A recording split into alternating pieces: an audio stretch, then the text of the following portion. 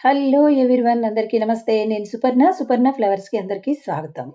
ఈరోజు మన రెసిపీ వచ్చేసి నిమ్మకాయ కారం అండి.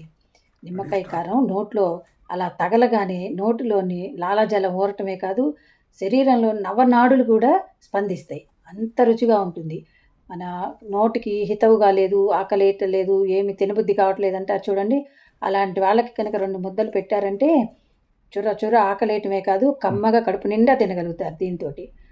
అలాగే ఆరోగ్యం బాలేక కొన్ని రోజులు ఎక్కువ మందులేసుకుంటారు చూడండి. వాళ్ళకి నోరంతా పాడైనట్టు అయిపోతుంది. ఇంకా వాళ్ళకి ఆకలి కూడా తగ్గిపోతుంది. అలాంటప్పుడు కూడా ఈ చట్నీతో 2 ముద్దలు పెట్టారంటే వాళ్ళకి భగ్గుమని ఆకలేయటమే కాదు, నాలుకకు రుచి తెలిసి కమ్మగా వాళ్ళు కడుపు నిండా తినగలుగుతారు.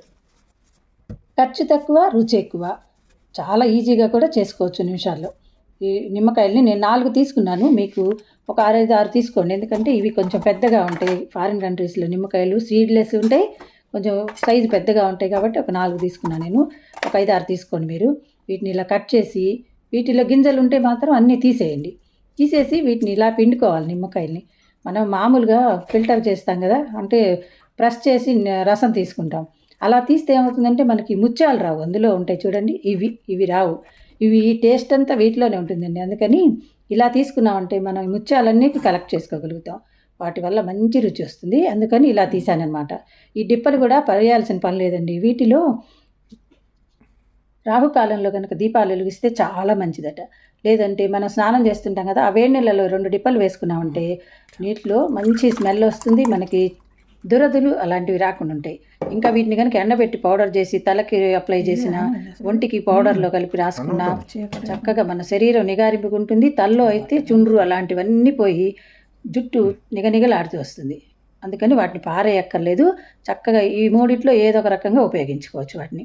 ఇప్పుడు మనం ఒక కప్పు నిమ్మరసం వచ్చింది కదా! దానికోసం ఇప్పుడు మనం మిరపకాయలు ఇవన్నీ తయారు చేసుకుందాం. ప్యాన్ పెట్టి అందులో ఇంగు వేశాను నేను. పొడి ఇంగు వేసుకునే వాళ్ళైతే ఒక స్పూన్ లాస్ట్‌లో వేసుకోవచ్చు. నేను ముద్ద ఇంగు వేస్తున్నా. ఇది మంచి రుచి ఇస్తుంది. పచ్చళ్ళకి ఏదైనా ముద్ద ఇంగు అయితే కమ్మగా ఉంటుంది. అందుకని ఒక చిన్న ముక్క ఇంగు వేసి దానికోసం ఆయిల్ వేశాననమాట.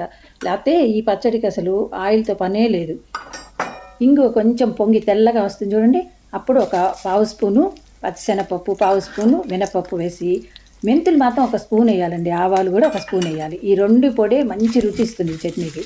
అందుకని మెంతులు, ఆవాలు స్పూన్ వేసి, శనగపప్పు, మినపప్పు మాత్రం పావు స్పూనే వేయండి. అవి వేగిన తర్వాత మనం ఏ కప్పుతో రసం తీసి పెట్టుకున్నామో అదే కప్పుతో కప్పు మిరపకాయలు వేసుకోండి. కరెక్ట్గా సరిపోతుంది. మనకి కారం ఈక్వల్గా ఉండాలి 2. ఇవి తీసుకొని మిరపకాయలు కొంచెం వేగిన తర్వాత ఆపేసి పసుపు కూడా వేశాను. పూర్తిగా మిరపకాయలు చల్లారక ముందే పసుపు వేస్తే కొంచెం పసుపు వాసన రాకుండా, పచ్చి వాసన రాకుండా ఉంటుంది. అలా వేసి కలిపిన తర్వాత ఇవి పూర్తిగా చల్లారిన తర్వాత మొత్తం మిక్సీ జార్లోకి తీసుకొని మెత్తగా పొడి చేసుకోవాలి. ఈ మెంతి గింజలు ఉంటాయి కదా, మెత్తగా పొడి అవ్వకపోతే అవి చేతి తగులుతూ ఉంటాయి. బాగా పొడి అయిందనుకోండి మంచి రుచి, కమ్మని వాసన వస్తాయి. అందుకని బాగా ఫైన్ పొడి చేసేసి మెత్తగా అయిన ఈ పొడిని పక్కన పెట్టేసుకొని, మనం ఇందాక నిమ్మకాయ రసాన్ని ఒక కప్పు నిండా తీసి పక్కన పెట్టుకున్నాం కదా! ఇప్పుడు ఈ బాండి పూర్తిగా చల్లారిపోయి ఉంటుంది. అందులో ఈ నిమ్మరసం పోసేయండి. నిమ్మరసం పోసేసిన తర్వాత మనం మిక్సీ పట్టుకున్న ఈ పొడి ఇందులో వేసేయాలి. పూర్తిగా చల్లారాలండి. బాండి మాత్రం వేడిగా ఉండకూడదు. అలా అయితే నిమ్మరసం చేదెక్కుతుంది. పూర్తిగా చల్లారిన తర్వాత ఈ కారం కూడేసి, ఇందులో ఉప్పు కొంచెం ఎక్కువే పడుతుందండి. ఈ కారానికి 2.5 స్పూన్లు వేస్తున్నాను. మనం ఎక్కువ అయిందనుకోండి ఏం చేయలేం. తక్కువైతే మళ్ళీ కావాలంటే కలుపుకోవచ్చు కదా! 2.5 స్పూన్లు వేసి దీన్ని బాగా కలుపుదాం. ఈ సాల్ట్ కరిగే కొద్దీ ఈ రసం అంతా ఊరుతూ ఉంటుంది. ఒక అరగంట తర్వాత చూడండి ఎంత చక్కగా ఊరిపోయిందో. ఇప్పుడు ఒకసారి టేస్ట్ చూద్దాం దీన్ని. టేస్ట్ చూసి ఏదైనా చాలలేదనుకో ఇప్పుడు అడ్జస్ట్ చేసుకోవచ్చు. మళ్ళీ ఊరిన తర్వాత అయినా చూసుకోవచ్చు. ఇప్పుడు కలర్ కూడా చాలా బాగా వచ్చింది కదా! ఇలా టేస్ట్ చేస్తే అబ్బో కొంచెం ఉప్పు తగ్గినట్టుందండోయ్. మరొక స్పూన్ తగిలిద్దాం. ఒక స్పూన్ వేసి మళ్ళీ కలిపితే ఈ నిమ్మరసానికి ఉప్పు కలిసే కొద్దీ ఊరుతూ ఉంటుంది. ఇది ఈ పూట కన్నా సాయంత్రం కన్నా రేపొద్దునకి ఇంకా కమ్మగా ఉంటుంది. నీరు ఊరి సెమీ లిక్విడ్ లాగా వచ్చింది కదా! ఇది మరీ పచ్చడిలాగా గట్టిగా ఉండదు, నీళ్ళు చారులాగా అలా పలచగా ఉండదు. సెమీ లిక్విడ్ లాగా ఉంటుంది. అందుకే ఇది అన్నంలో బాగుంటుంది. ఉప్మా అలాంటి వాటిల్లోకి, ఇడ్లీ వాటిల్లోకి కూడా చాలా బాగుంటుందండి.